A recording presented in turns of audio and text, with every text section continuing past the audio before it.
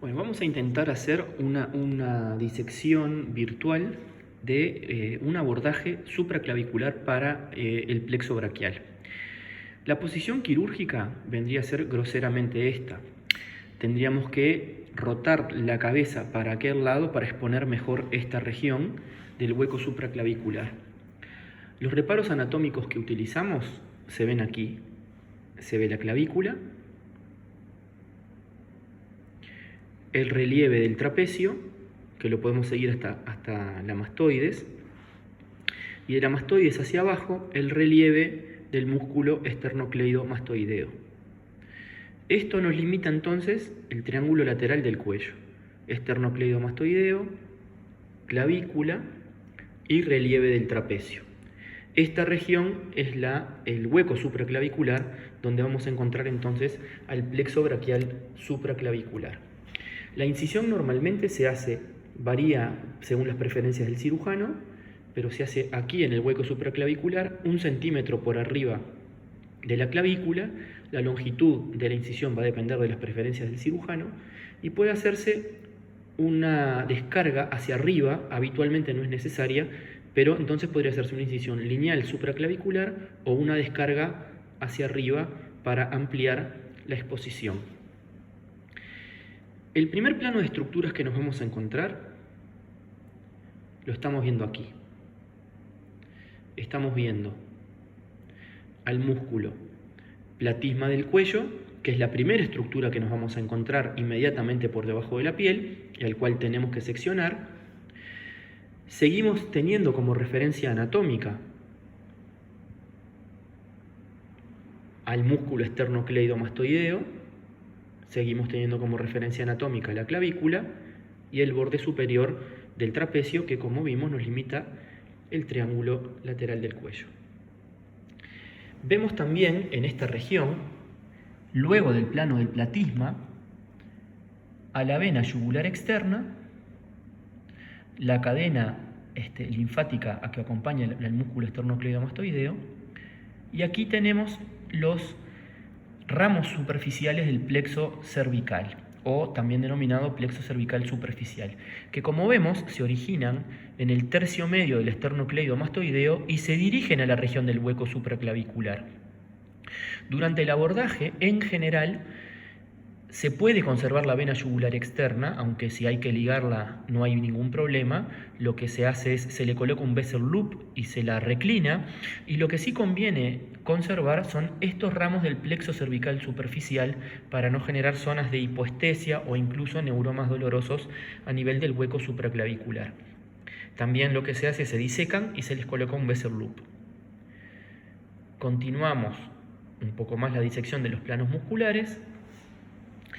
Vemos cómo la yugular externa va a atravesar la aponeurosis para dirigirse hacia el confluente yugulo-subclavio.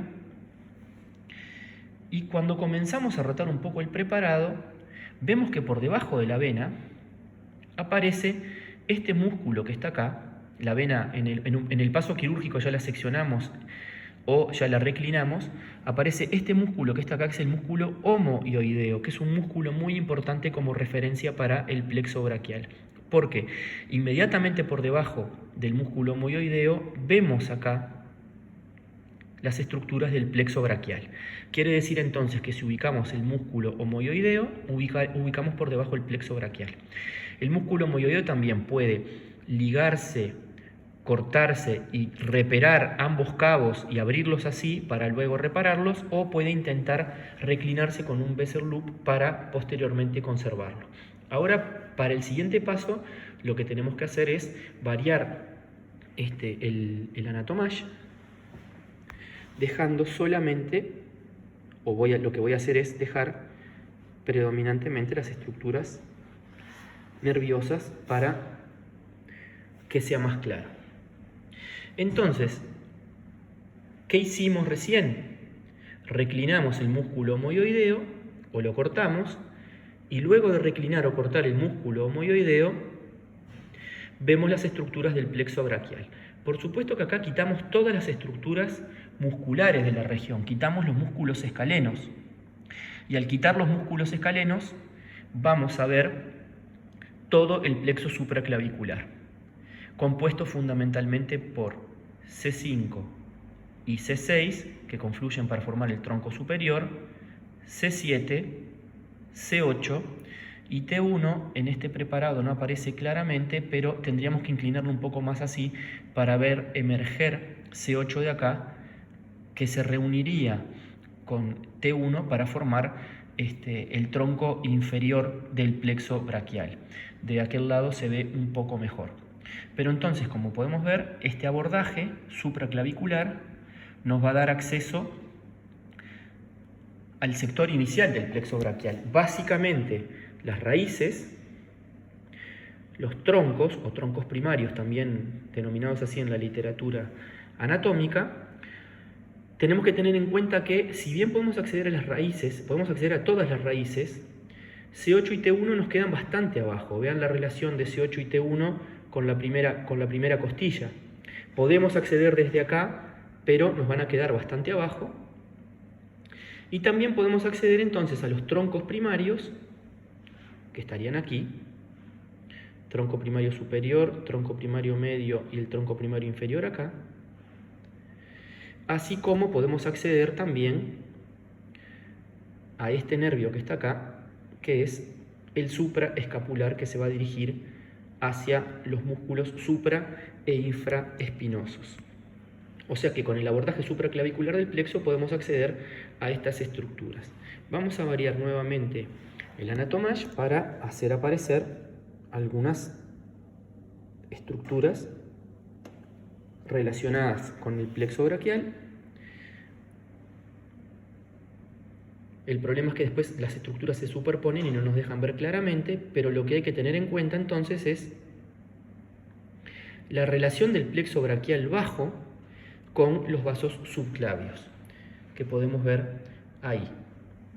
En este sector, la arteria subclavia, que al pasar por debajo de la clavícula se transforma en arteria axilar, la vena axilar, que al pasar por debajo de la clavícula se transformará en vena subclavia. Y vemos cómo las estructuras venosas quedan en un plano bastante anterior con respecto al plano nervioso. En realidad el bastante puede sobrar, porque lo que tenemos interpuesto entre el plano arterial y nervioso es el músculo escaleno anterior, y aquí tenemos la vena.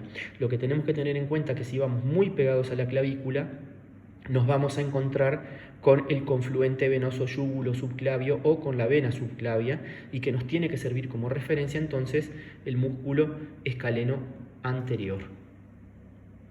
Vamos a ver si podemos hacer que aparezca sin que nos tape todas las estructuras.